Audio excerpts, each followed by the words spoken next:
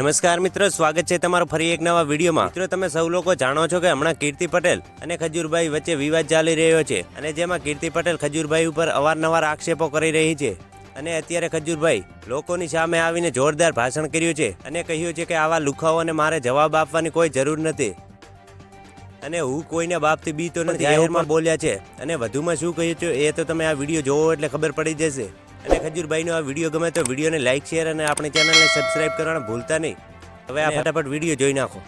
લોકો માટે તોડીશું એટલે લોકોને આજે પેટમાં દુખે છે, પણ તમે ગમે ઈ તો ખજૂર ગુજરાતની અંદર છે અને તન મનને ધનથી ગરીબોની સેવા કરશે।